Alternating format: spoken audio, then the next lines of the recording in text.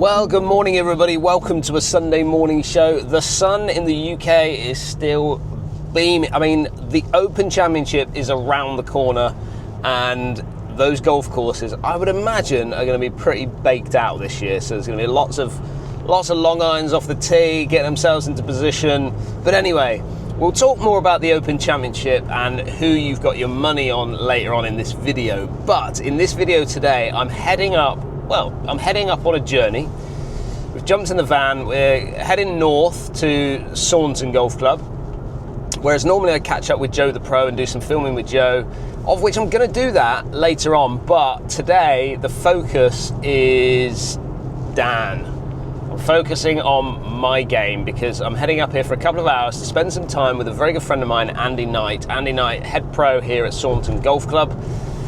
Andy is somebody that I've known for a long time because I started my PGA training, and a lot of the work that I did was working alongside Andy, and he trained me up a lot. You know, he gave me a lot of the tools that I needed to go forward within the PGA. So Andy's somebody that's known my game. He's known the ups and downs of it. When I first kicked off as a pro, I really did struggle, and you know, he tried to help me as much as he could when it came to my swing and my confidence and things like that. And talking about my confidence, well, I've lost a lot of confidence, even to the point where, you know, when I'm watching TV, I'm even looking at the guys stood there hitting balls on TV, and I'm even thinking how anxious I would feel in that environment, which is not a great space to be, even though I've gone through my ups and downs when it comes to confidence and how that works for my game personally. But today, I just want to go and see him, spend a couple of hours with him, chat through some of my old swing thoughts, chat through some of my younger swing thoughts, should we say, when I was younger, and what I changed when I turned pro in order to start hitting more fairways, start hitting more greens. But I would say that, you know, I'm a good putter. I know I can get it in play off the tee with the right swing thought and the right driver in my hand. But one thing that has jumped out to me over time is that probably my greens in regulation is pretty poor. You know, I'm missing a lot of greens, and even when I'm hitting greens, I'm not giving myself a great deal of chances. So anyway, I'm going to get into it with Andy today. Going to take a closer look at my golf swing. Probably not going to film a great deal of it because I want to focus on what I'm doing rather than focus on you guys. But yeah, going to have a chat with him, talk him through Open qualifying, talk him through the last PGA event that I did at Bovey Castle, and see if there's anything that we can find that is going to help my game.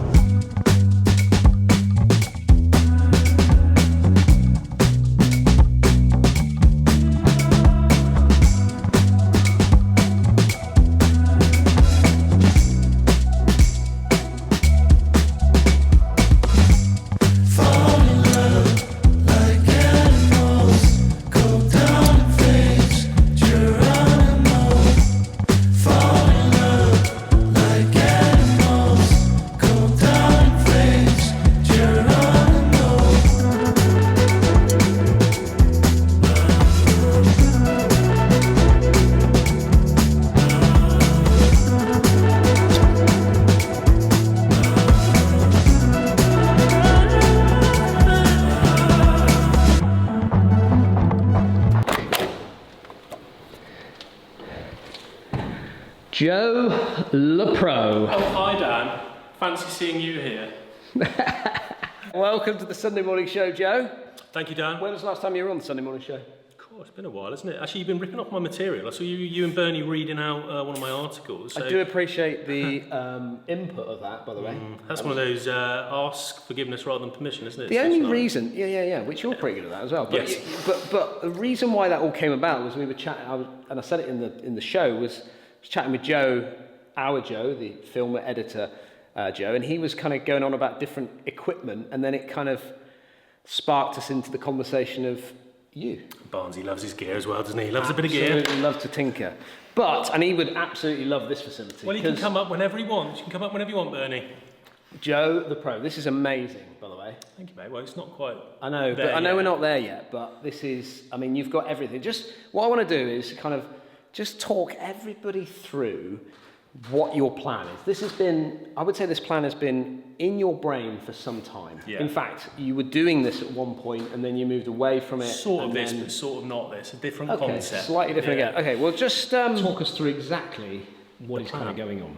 Well, the plan A is growing my hair back, because you'll have noticed that's gone. You look greyer. Do you want to touch it? It looks greyer, yeah. The kids love feeling it. Yeah. No, not so keen myself. Bit of a hairdressing accident, so I went straight to another hairdresser to get that sorted out. Another story altogether. But what we've got here, so obviously I work for Golf Monthly. I test all the new equipment, and it's great, and I love testing it, and I love writing about it, and so on and so forth. But the more stuff I hear, there's so few people actually have. Who's got 650 quid spare to just chuck at a new driver every year, or even every 3 or 4 years? There's not that many, and I believe from all the pro-ams I play and all the people I've fitted over the years, all the people I talk to within the industry, I think like there's so many people that have such significant gains in their current setup that I wanted to create almost I'm going to call it dialed, is going to be the facility. So dialing in what you've got, basically. It's going to be like a spec out, an MOT for your clubs kind of thing. So we'll come in, there'll be single line appointments if you've just got a trouble with a driver or an iron or a putter or whatever it might be, and we can work on that and get it to the best it can possibly be. But also in the main, it'll be full bag spec check. So you'll come in through the doors, as Dan just faked coming through the door beautifully, lovely Dan. And we'll get started. We'll get talking about your game, your history, what you like, what you don't like, while you're hitting some balls, getting loosened up. I'll be here on all of this gubbins, specking out your equipment. The TV that's on the floor over there will be up here. All your specs are going to go up there, so you'll see your length, you'll see your lie angles of your drivers, fairways, hybrids, exact lofts of those, rather than just looking at what is written on the head. We're going to actually measure that stuff out. Swing weights, loft and lie angles of wedges and irons, etc. We'll have all that up there as a blueprint, and then pretty quickly some stuff starts to become apparent in maybe gaps in your game, maybe something needs to change from a loft point of view, from a lie point of view. You might have some swing weight discrepancies, creating some feel differences, and we can address all of that here through whether it's lead tape, whether it's using hot melt guns, whatever it might be, whether it's just bending lie angles and lofts to get your clubs back in a specification that's going to work best for you. Was that a good explanation, Dan? I feel like I've spoken a lot. Well, I think that was wonderful. Actually, for me, it's like a tour van experience for the general public. Yeah, I was going to put that on the website. Think of us as say us, it's just me. Well, I don't want to say us, it sounds fancy. Maybe one day it will be us. Yeah, maybe there'll be more. Maybe. Oh, yeah, maybe. But I just think, yeah, with everything you've got here, this is exactly what I would see, all right, scattered around the van in a slightly different way, but what we're seeing here is all the tools that you would be using when you're on the tour van overlooking the range at the tour event. Correct, yeah, and I just wanted, like you said, I want to sort of think of it as a static tour van nestled into the North Devon countryside where you can come and just get some stuff done, some work on your clubs, and just make sure that what you've got in your bag currently, without having to spend money on buying new gear, is optimised and working for you. And I'm going to have some options. We're going to have a gripping station in the corner there. Golf Pride are going to help me out with some demo grips and stuff. We're going to have a few shafts dotted about because there are occasions where simply what you've got just doesn't suit. So I want to be able to have the option to kind of help out in that scenario. That'll be, you know, if we're actually buying product like a shaft or a grip, that'll be an additional cost. But everything else in terms of swing weight changes, loft and lie changes, all that kind of stuff, that'll be within the appointment fee. So it's just like you'll pay your money, you'll come in, we'll spend some time, and you know that you're going to leave with the bag of sticks that you've got are the very best they can possibly be for you. Now that is also a fluid process. I think people misunderstand that sometimes, where they think it's like going and buying a suit. Well, the day you went and got measured for your suit, you might have been on a lovely day and you've lost a little bit of weight, you've been down the gym, but 6 months later, you've put on a little bit, like we all have, and your specifications or measurements for the suit might change. That happens with golf as well. So your swing, when you've had some lessons, your swing dynamics can change, your speeds can change, your fitness levels can change. So it's kind of like a process I'd like to see people going through at least once a year, just to make sure, and clubs move as well, right? We've seen this before where soft forged clubs can bend if you're hitting on range mats. All sorts of things can happen. So yeah, it's a process that needs doing, but I think it's a process that needs staying on top of if you want to play your best golf. Like Joe the Pro MOT certificates. That's what you'll be signing off. Maybe we should get some of those. Do you think that could actually link to something like, we were talking about England golf a minute ago, do you think, like, you know when you go for an MOT and that then covers your insurance, it'd be like, there you go, it'd be like a... That's another story. It'd be like a little, you get your certificate, Joe the Pro's MOTs, and that helps towards your handicap for the year. What about that? What a cracking idea. Yeah, out of left field, that one, Dan. We'll workshop about that. We'll workshop that one. Well, on the note of kind of MOT, we're not going to go through the process now because I want to do it properly when you're ready, when you're open. I want to go through a process with you to showcase what actually happens. And make sure people know this isn't. It's not going to be a bare white wall. This all looks very clinical. This is going to be all done properly, tightened up and lovely. This one, and I imagine it already. You talking me through it. I can see it all unfolding. But I have brought in my golf bag, which is right there. Can we see that, everybody? It's a lot of head covers there. Well, I hope you're enjoying this video. Sorry to interrupt. It is currently 9:48 Saturday evening. We are, what, 12 minutes away from the England match versus Norway. Let's hope, fingers crossed, I'm going to go and watch it in a minute, but fingers crossed England pull through and we move on. However, I mentioned in this video that we talked about the Open Championship coming up and who was your pick going to be? Well, I've been teamed up this year with Chip-In. Now, Chip-In is an app on your phone. Chip-In are just a safe environment for me to be able to put on a little sweepstake for you online. I usually run a sweepstake in the pro shop, but I wanted to do it online, so I've teamed up with Chip-In. So make sure you go and get the Chip-In app, which is that one just there. I'll pop a little link in the description of this video. And then once you go into the Chip-In app, you'll sign up. You make sure you get an account if you haven't already got one. And then you'll tap on enter into the tournament room of the Open Championship. If we go to my leagues or you go into search, you'll find the Open Championship with Locker Room Golf. Already got a few people signed up to it. And you basically enter a team. So you're going to go and choose your team. I'm going through it as we speak. Now remember, you can edit this because you're watching this on a Sunday. They're actually doing qualifying on Monday for the last spot. So hopefully that will have updated and then you can edit that if you want to add in that extra player, whoever that may be that makes that last little spot there. So as you can see, Group A, I'm going to go with, I'm going with Scotty Scheffler. Okay. Group B, I'm going to go with Tyrrell Hatton. I know Tyrrell Hatton, he just does well, and he does well in major championships. He seems to have that drive. Right, Group C, I've got to do it. I've got to go Jordan Spieth.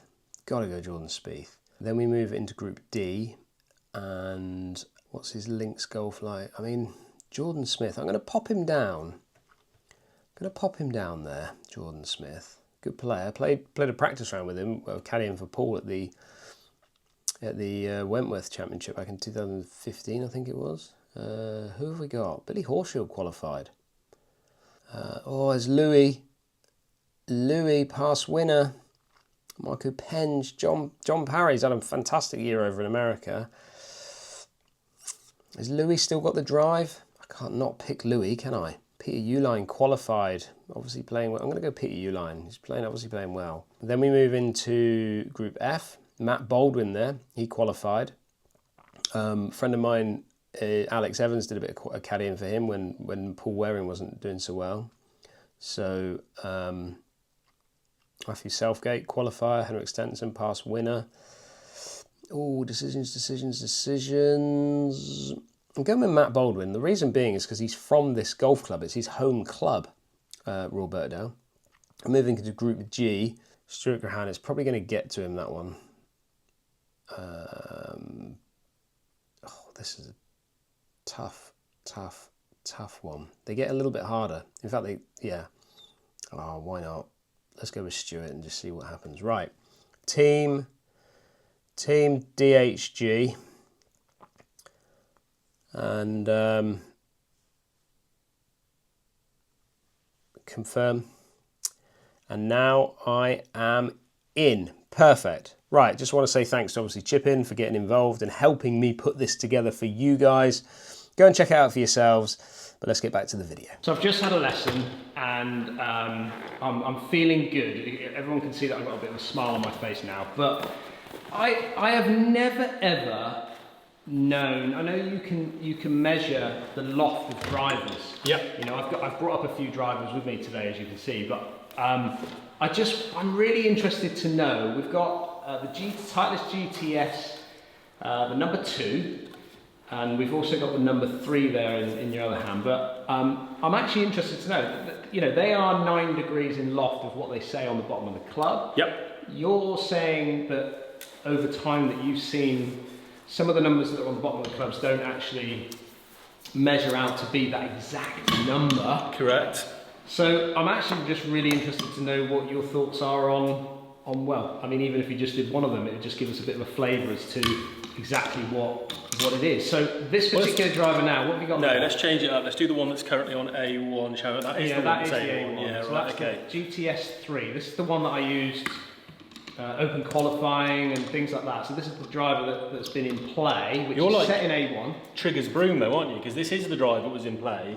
But it was on a different, it was on this shaft and this grip setup down there, wasn't it, at open qualifying? Yeah, how do you remember that? Because I just remember these things, then I followed you around for a couple of holes, didn't I? And I thought, because I recognised the grip as one of Paul's grips, his super light, which we can talk about in a minute in terms of swing weight, because we've had a little discovery there as well. Just a quick one, when you left me, I'd made a birdie, I was on the comeback and you wandered off and then I went to wrap. I can't spend all my time babysitting you around the golf course, Dan. I've got things to do, I'm a busy man.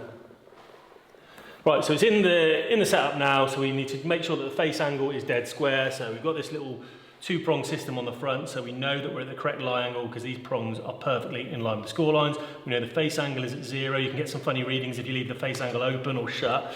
So we need to make sure when we're taking the readings that the face angle is at 0. Let's tighten that up a little bit, now I've wiggled it.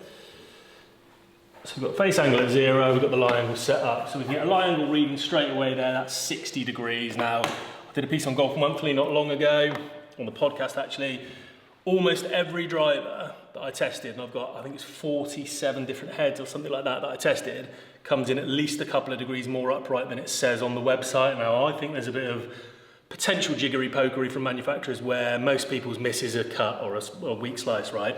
If you get it a little bit more upright than it says, the loft on that face points a little bit more to the left for a left-hander or right for left for a right-hander or right for a left-hander, kind of mitigating that fade. So I wonder whether there's a bit of jiggery pokery going on in that sense. But you give me a bad example here, Dan, because Titleist are arguably, in fact I said it on the podcast, were the best of the bunch in terms of their actual what they come out at in terms of matching the specifications to the actual driver. So yeah, I mean that is, if I was splitting hairs, 8.999999, that's bang on 9 degrees. Is it really? It's just marginally erring towards the left-hand side of the line there, but that's a really good setup in terms of what it says on the tin. Now I've measured stuff in the last couple of weeks that is nearly 2 degrees out. The companies do say that they give or take is it a degree or 2 degrees? Different companies say different things, and I haven't heard those tolerances for a while. I don't think they like to advertise that. No, they don't talk about it, but it's there, isn't it? In the small print. It is there, but if you're operating on a 2 degree tolerance, you could end up with a head that's 7 or 11, and they're not operating on a 2 degree tolerance. Titleist, everything that I've measured from Titleist has been really pretty good. Really? That's enough. Yeah, honestly, all the major OEMs, the closest for sure. And as you know, I get to test lots of equipment as well, and I get access to lots of equipment, but I still play, most of my clubs are tight, and it's not because obviously I've got a great relationship with them, which I have, but I could use anything. I can literally use anything, and I just feel that they work. They do what they say on the tin with them, you know, and maybe that's one of the main reasons. Yeah, you're getting what you're supposed to get. I mean, there was one, it doesn't really matter if I name them, Vice Golf. They make some really good equipment. Yeah. And they made a lovely consumer? driver. Yeah, direct to consumer. Maybe don't quite have the QC quality control options that some of the major OEMs. Which costs a lot of money to go through that process. Yeah, and the 9 degree head they'd sent me in their VGD01 Plus, catchy name, innit? That came in at 7.1 basically. So which should have been a what? 2 degrees. Right. So, and I obviously then do a review on that driver, and I'm telling people, oh, blimey, this is a bullet. This goes low spin, low launching. And if someone then goes and orders that off the back of that review and they get a 2 degree tolerance the other way and it comes out at 10.9, then things are still interesting. Massive difference. But yeah, should we just touch on the swing weight thing we spoke about quickly? Yeah, let's do that. So we've got 2 swing weight. Again, I've just bodged this onto the desk at the moment, nothing's set in place. But swing weight is basically, we've probably spoken about this before, measure balance in the golf club, where the weight is distributed around the club. Both of these clubs will have a static mass, which we'll measure to start with actually. Get that out of the way. The one that you've got set up with this Ventus TR Blue and the Golf Pride Tour Velvet Grip, GTS3 head, isn't it? Basically 325 grams, 324.8. Now the one that you've got with Paul's mutant freak setup of light shafts, light grips, God knows what Paul's got going on here. 297.4. So we've got a massive 20+ gram discrepancy in swing weight. That's significant, in total weight rather. That's significantly heavier as a static implement. However, just on that note, this is a 60 gram shaft. Yep. Fujikura, and that's a 60 gram shaft as well. So the actual shafts are arguably, we could weigh them out. We could weigh them out separately, but it's, that's negligible. It's certainly not 27 grams. No. Where is it then? It's in the grip. So Paul plays these Golf Ply Tour 25, so 25 grams. He's incredibly light. So Paul went through a period he was chasing speed and he just wanted to lighten everything up to be able to move it as quick as possible. So he got used to these really light grips, whereas a standard Tour Velvet, which most people will see or use, 52 grams, I think. So like we're talking like a 27 gram difference. Now what that means is obviously that's going to be a heavier overall club, but this is going to feel very different. So that when you swing weight this club, where we're measuring the balance, this comes in at E0.8, which is an incredibly, I mean, heavy is the wrong word because we know it's light, but it's in terms of its balance point, it will feel incredibly biased towards head heavy. All of the weight is down that end of the golf club because we've got so little up here. So people would think, wow, that's a heavy golf club. It's not, it's statically a very light golf club, but it's going to swing very differently from a timing perspective to this, because when we move more weight up this end of the golf club, essentially we put a fatter kid at this end of the seesaw down is what we've done here. This one comes out at D5.8. So this is still on the heavy end of the spectrum for you. I usually see your best stuff at around D3. This is a little bit heavier than that, but it's, you know, significantly lighter from a swing weight point of view in terms of moving the balance up there. So we've got light total, heavy swing weight, light swing weight. It's this whole funny balance, and it just was interesting to see it when we measured these two drivers out there. Well, that was cool. Wanted to catch up with Joe the Pro and see exactly what he's up to in his new studio. I just think he's really tapping into something quite special there, because there's nobody in the Southwest that's going to be able to offer the facility that he's offering there. And don't get me wrong, like I say, the pros out there are offering a facility that can help with, you know, re-gripping stations, checking your loft and lies, maybe even moving loft and lies. But when it comes to looking at shaft flex, you know, loft and lies, when it comes to your woods and driver, I think there's not many out there doing it, certainly not in the southwest of England. So I think it's going to be a facility that will probably be well used. And because of his presence as well on YouTube space and social media in general, I think he's going to do pretty good, to be honest with you. So watch this space, because we will revisit that at some point in the very near future. Now, today is Locker Room Golf Day here at Churston Golf Club. So I'm out here with subscribers, a few members of the golf club, generally people that have tried to follow this channel and follow the journey of what we've been doing for a long time. So a lot of the guys that have been on or are here today have been on many of my trips. So I wanted to really get this one up and running. We've had 2 days now this year with the Locker Room Golf side of things, and I gotta say, I just want to say thank you to all of you that have supported it. It really does. It really helps. It's cool bringing the whole community together, chit-chatting before you tee off, getting them into groups, meeting new people. I really do think it's a really cool thing to do, and one of which I want to continue with and find some great venues. Little bucket list venues is the plan. Look at this. It's all about all the clobber. Hey? Burns, how are we getting on? Not so good, no. No, dodgy start, but pulled it together, but not hit it very well. Okay, well, just to let you know, all right, just to come over here, because I want to just cool you down a little bit. Here you go. In you get there. Look. It's all beer, isn't it? No, there's a bit of water at the bottom there, and there's cider as well. I don't drink, do I? I know you're a non-drinker, but you know. It'd be nice if it was cold though, wouldn't it? That's the first drink you bought me since 1997. Christ, has it been that long? Has it been that long? Yeah. But let's talk more about the lesson I've just gone through with Andy Knight there. I just want to say thanks to Andy as well for looking after me and making sure that I was, well, getting back on the straight and narrow. I've been to the practice ground and hit some balls, getting a feel for it and see how it's kind of working for me. But there was a couple of real key things that Andy picked up on, which probably things that I knew of, but didn't quite know how to get myself there, and ultimately it comes down to feel and real. And I've probably taken, well, 2 things away from the session that we have talked about, and one of them, which is, these are simple things I think that possibly you can kind of fall into the trap of, and this is playing lots of golf and not you know, not going to the practice ground and working on the key elements. And one of them for me was standing basically too far away from the ball. And it might sound extremely simple of not knowing that you're too far away from the ball, but one of the things that he talked about was obviously finding your posture in this position here that I've got. So naturally let yourself hang. And one of the sort of things that he kind of thought about, and you think about the World Cup, think about a goalkeeper getting ready to save a penalty. Goalkeeper getting ready, kind of on the balls of their feet, ready to pounce in any direction that they need to go. Now, it's the same in the golf swing. Getting yourself into the ready position, not falling back on your heels too much, not falling into your tiptoes too much, really important. So getting yourself onto the balls of your feet and then naturally letting your hands kind of hang from the shoulders from there.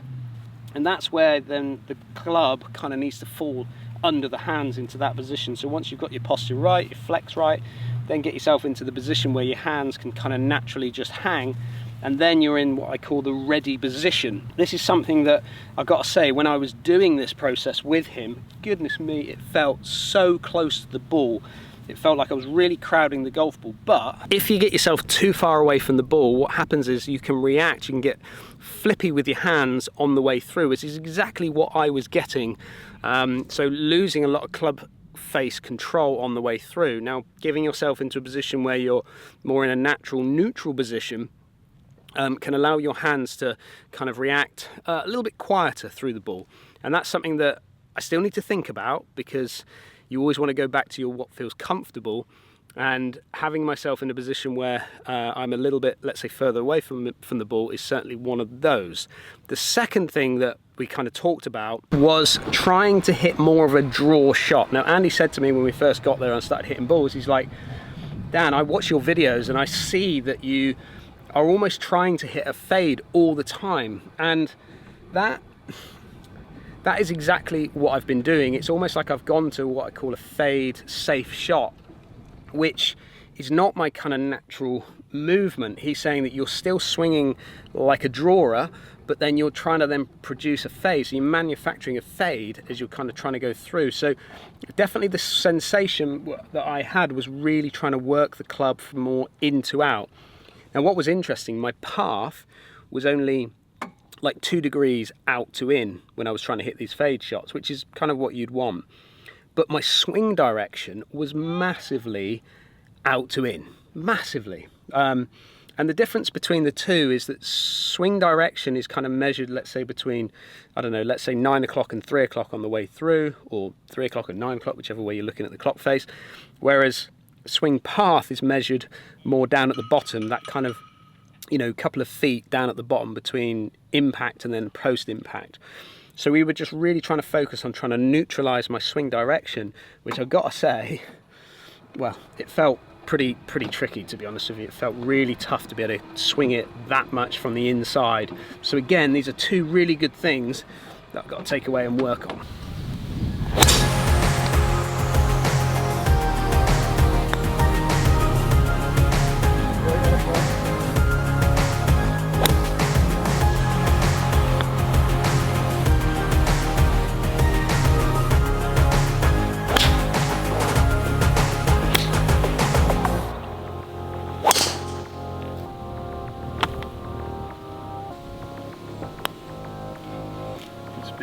Get in. Yes. Hey. I'll tell you what, it's easy game for you, isn't it, Doug? Easy game. Just stock you up with a little bit of Thatchers and you're off and running, aren't you? Like a little bunny. Yeah, little Thatchers bunny.